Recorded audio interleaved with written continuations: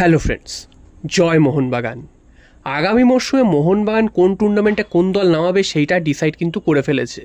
তো যেটা জানা যাচ্ছে, মোহনবাগান আগামী মরশুমে মোট 5খানা টুর্নামেন্ট খেলতে চলেছে। এক কলকাতা লিগ, দ্বিতীয় হচ্ছে ডুরান্ড কাপ, তৃতীয় হচ্ছে সুপার কাপ, আইএসএল এবং এসিএল 2। তো টোটাল 5খানা টুর্নামেন্ট মোহনবাগান খেলবে। এটা কিন্তু একটা যে কোনো দলের পক্ষে একটা বড় চাপ, কারণ সারা বছরে এতগুলো টুর্নামেন্ট, এতগুলো ম্যাচ খেলতে হবে। তো সেখানে যে প্রত্যেকটা দল, মানে যেসব দল এত টুর্নামেন্ট খেলে, তো তাদের পক্ষে কিন্তু একই প্লেয়ার খেলিয়ে যাওয়া সম্ভব হয় না প্রত্যেকটা টুর্নামেন্টে। তাই জন্য তারা কিন্তু রোটেশন করে খেলে, বা সিনিয়র জুনিয়র মিলিয়ে খেলে, বা কোনো টুর্নামেন্টে সিনিয়র দল খেলালো, কোনো টুর্নামেন্টে জুনিয়র দল খেলালো, সেরকমটা কিন্তু করে। তো মোহনবাগানও কিন্তু এবার ডিসাইড করে ফেলেছে কোন টুর্নামেন্টে কী দল খেলাবে। তো যেটা জানা যাচ্ছে, মোহনবাগান কলকাতা লিগ এবং ডুরান্ড কাপের জন্য মোহনবাগান জুনিয়র দলকেই ধার্য করেছে।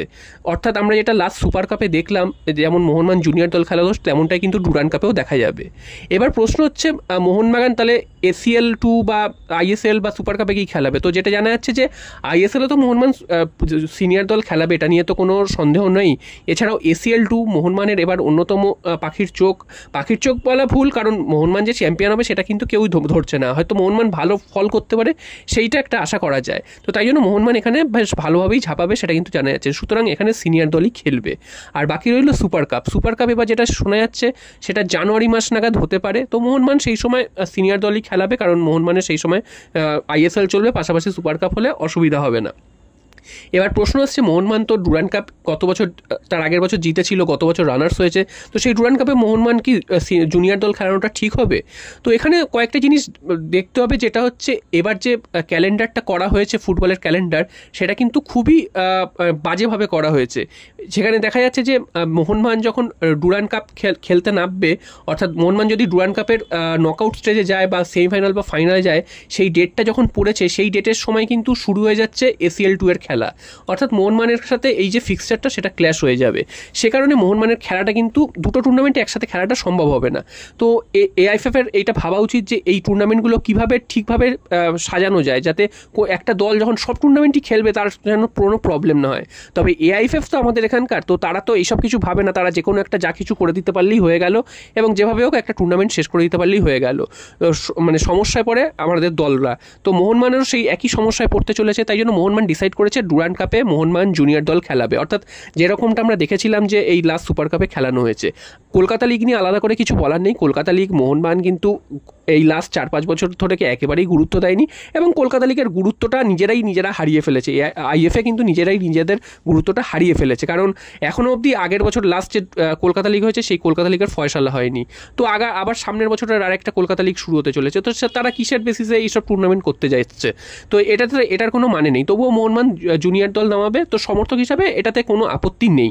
এবার আপত্তিটা হচ্ছে ডুরান্ড কাপ নিয়ে, কারণ ডুরান্ড কাপ একটা প্রেস্টিজিয়াস টুর্নামেন্ট। তো সেখানে যদি মোহনবাগান জুনিয়র দল নামায়, সেক্ষেত্রে যদি একটা খারাপ রেজাল্ট হয়, সে তার দায় কে নেবে? এবং মোহনবাগান যে টুর্নামেন্টেই নামবে, সেই টুর্নামেন্ট মোহনবাগান চ্যাম্পিয়ন হওয়ার জন্যই নামবে। কলকাতা লিগ নামলেও আমরা চাইবো যে মোহনবাগান চ্যাম্পিয়ন হোক, ডুরান্ড কাপে নামলেও চাইবো মোহনবাগান ডুরান্ড কাপ চ্যাম্পিয়ন হোক। তো যেহেতু মোহনবাগানের এই একটা ক্ল্যাশ হয়ে যাচ্ছে ফিক্সচার নিয়ে, তো সেই ক্ষেত্রে মোহনবাগান জুনিয়র দল নামাচ্ছে ঠিক কথা, তবে যদি এটা কোনো খারাপ পারফরমেন্স হয়, সেক্ষেত্রে তার দায় কে নেবে? এটাও একটা প্রশ্ন। এছাড়াও কিন্তু মোহনবাগান কেন বিশ্বের অন্যান্য বড় বড় যেসব দলরা রয়েছে, যারা ইউরোপ বা আমেরিকায় খেলে, তারা কিন্তু একসাথে এতগুলো টুর্নামেন্ট তারা খেলে, এবং তাদেরও কিন্তু সিনিয়র জুনিয়র দল মিলিয়ে মিশিয়ে খেলে। এমন নয় যে কোনো টুর্নামেন্টে শুধুই জুনিয়র দল নামিয়ে দিল, কোনো টুর্নামেন্টে শুধুই সিনিয়র দল খেলালো। এটা কিন্তু একটা কম্বিনেশনের ভিত্তিতে খেলানো হয়। তো একেবারে মোহনবাগান যে এই সিদ্ধান্তটা নিচ্ছে যে একেবারে ডুরান্ড কাপে পুরো জুনিয়র দল খেলিয়ে দেবে, কোনো সিনিয়র দল খেলাবে না, এটা কিন্তু একদম করা উচিত নয়। এছাড়াও মোহনবাগানের একটা সমস্যা রয়েছে, যেহেতু প্লেয়াররা অনেক পরে আসে, প্লেয়াররা আগে থেকে প্রি সিজন শুরু করে না। এটা কিন্তু মোহনবাগানের একটা সমস্যা। কেন এই জিনিসটা করে বোঝা যায় না।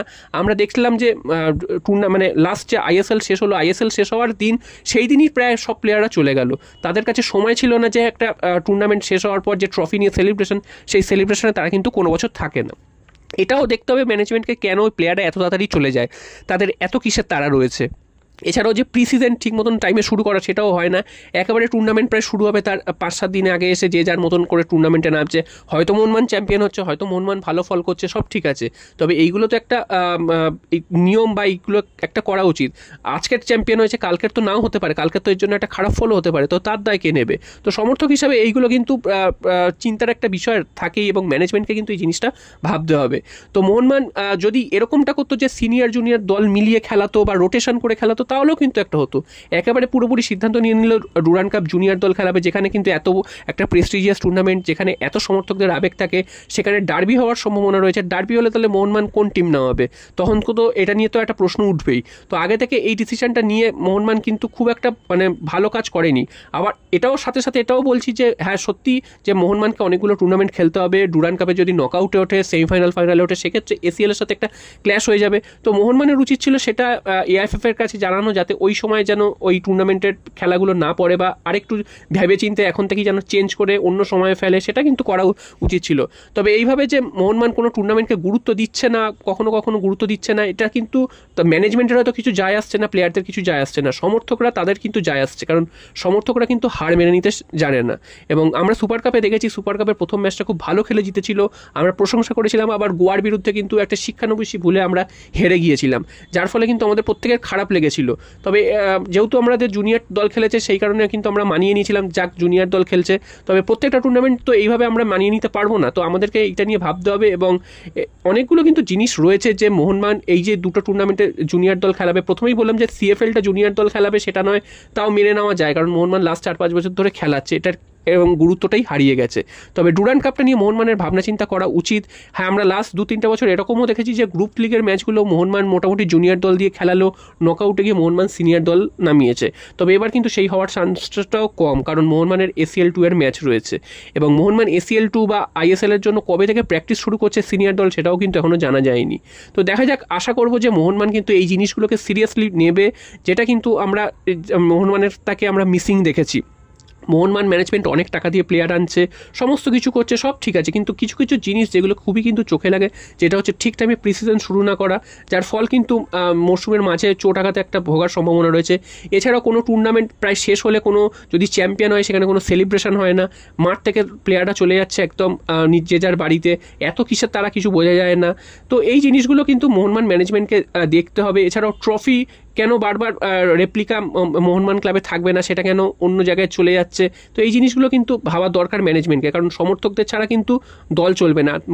ম্যানেজমেন্ট কিন্তু বুঝে গেছে যে সমর্থকরাই মোহনবাগান দলের আসল চাবিকাঠি, এবং তাদেরকে কিন্তু খুশি করতে পারলে তারা ম্যানেজমেন্ট টিকে থাকবে। তো এই জিনিসটা ভাবা দরকার, এবং আশা করব ডুরান্ড কাপে মোহনবাগান কিন্তু ভাবনা চিন্তা করে হয়তো সিনিয়র জুনিয়র দল মিলিয়ে অন্তত খেলাবে, সেটাই কিন্তু আমরা আশা করবো। একেবারে জুনিয়র দল যাতে না নামায়, এবং এটাও তোমরা বলবে যে জুনিয়র দল নামালে হয়তো মোহনবাগানের ভালো, কারণ মোহনবাগানের জুনিয়র দল অনেকটাই তৈরি হয়ে যাবে, যেটা আমরা গত বছর দেখেছিলাম সিএফএল এ মোহনবাগানের জুনিয়র দল নামিয়েছিল, তারপর সেই দল কিন্তু সুপার 6-এ উঠতে পারেনি, তারাই কিন্তু আবার পরে গিয়ে RFDL চ্যাম্পিয়ন হয়েছে। তো সেটা সবই ঠিক আছে, তবে মোহনবাগানের কিন্তু টুর্নামেন্টগুলোকে সিরিয়াসলি নেওয়া উচিত, এটাই কিন্তু মনে হয়।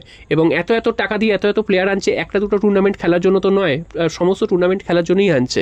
তো দেখা যাক শেষ পর্যন্ত মোহনবাগান আর নতুন কোনো ডিসিশন বদলায় কিনা। আমরা কিন্তু আশা করব মোহনবাগান প্রত্যেকটা টুর্নামেন্ট সমান গুরুত্ব দিয়ে খেলুক, এবং প্রত্যেকটা টুর্নামেন্টই যেন আমরা ভালো ফল করেই চ্যাম্পিয়ন হতে পারি। জয় মোহনবাগান।